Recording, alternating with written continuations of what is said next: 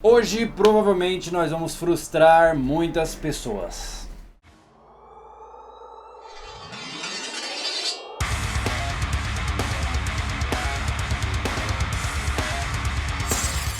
Olá, sobrevivencialista, eu sou o Júlio Lobo e muito bem-vindo a mais um episódio do nosso quadro Fio da Navalha, onde nós trabalhamos discussão de temas e entrevistas. Hoje, nós vamos falar sobre as 5 verdades sobre a sobrevivência que você não quer ouvir. Então, sem muitas delongas, eu imagino que vai ter treta nos comentários, mas vamos começar. Primeira verdade: abrigos complicados e complexos talvez não sejam a melhor opção.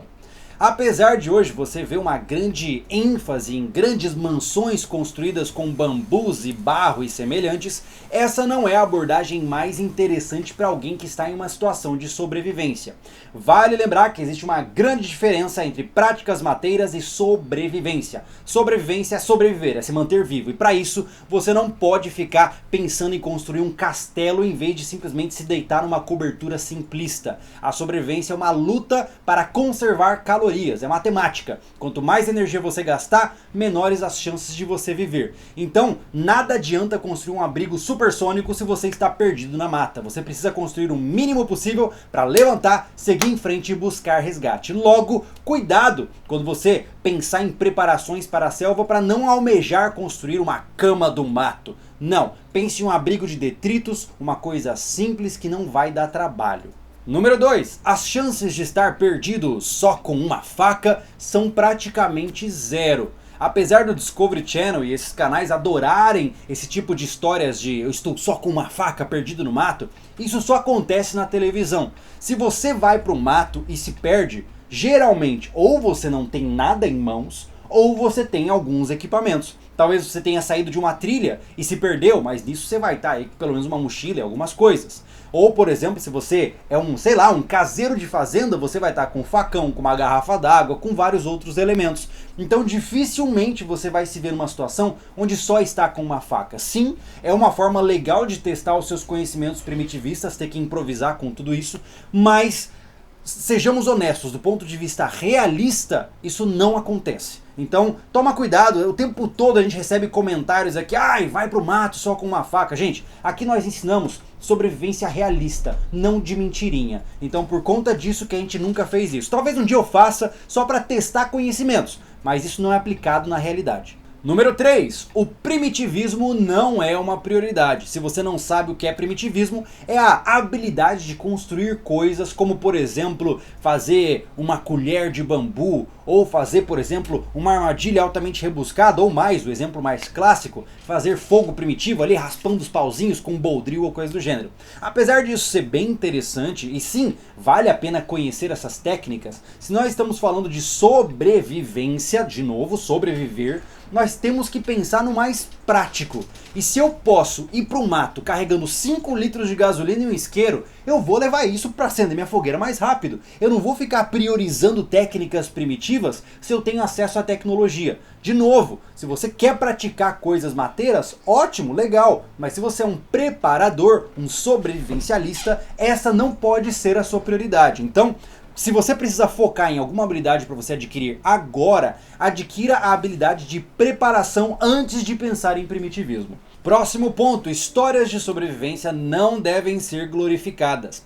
Apesar da gente exaltar isso aqui, contar diversos casos de pessoas que passaram por situações extremas, nós temos que lembrar que histórias de sobrevivência geralmente são cheias de erros. A pessoa só se colocou naquela situação porque ela cometeu uma série de erros que vem atrás dela. Então nós não podemos ver isso como uma coisa glorificada, ela é uma heroína. Não, ela é uma sobrevivente de fato. Mas toma cuidado para você não começar a pensar, mas e se eu estivesse nessa situação, como eu faria? Cuidado, a fantasia pode tomar conta do seu pensamento rapidamente. Nós temos que usar essas histórias para analisar os erros e não cometê-los. Cuidado para não se ver almejando para estar em uma situação como essa, porque eu já vi algumas pessoas comentando algo do tipo. Número 5. A faca do Rambo. Muito cuidado com a ideia de que uma faca vai fazer tudo para você. Hoje, quem quer vender facas é óbvio que vai usar desse argumento, vai querer cortar corrente, capô, casa, pneu, tudo que ele puder cortar com aquela faca para mostrar que ela é altamente capaz, ele vai fazer. porque é isso que hoje em dia vende, é o extremo, é o hiperlativo, tudo tem que ser épico, maravilhoso, mas na realidade ferramentas são feitas para funções específicas. Uma faca é feita para cortar, não é feita para cavar um buraco, não é feita para cortar uma parede. Então toma muito cuidado quando você for comprar uma faca para você não se vender essa ideia, tá? Se você é um preparador, de novo, se você é um preparador, você vai ter uma ferramenta para cada situação. Não vai ficar focando em construir uma hiper faca supersônica que, cá entre nós, como nós conversamos no nosso podcast sobre como desenvolver uma faca, que eu vou deixar aqui embaixo, pra mim, uma faca que tenta fazer de tudo um pouco vira um trambolho, vira que nem um pato, que não sabe nadar direito, que não sabe voar direito, que não sabe andar direito. Ele faz de uma coisa de cada vez, mas tudo de maneira medíocre. Então, cuidado com isso, e eu finalizo dizendo que nenhum equipamento vai fazer o trabalho por você, tá? Aqui no canal a gente fala muito de preparação, logo a gente acaba falando de muitos equipamentos, mas lembre-se, de nada adianta ter a melhor faca do mundo se você não sabe manejar uma faca, tá? Esse é o ponto principal. Você precisa aprimorar as suas habilidades e não contar com que o equipamento te supra 100%, beleza? Essas são as 5 verdades que provavelmente você não queria ouvir, mas quando nós falamos de uma situação real, de emergência, onde a sua vida está em risco, se você se guiar por essas fantasias, você pode prejudicar as suas chances de sobrevivência. Então toma muito cuidado. Hoje nós vamos ter uma série de guias diferentes aí te levando para as mais diversas áreas de conteúdo. Mas no final das contas, o que você tem que ter em mente é praticidade e simplicidade. Esses são os 2 aspectos que vão reger as suas chances de sobrevivência em uma situação extrema.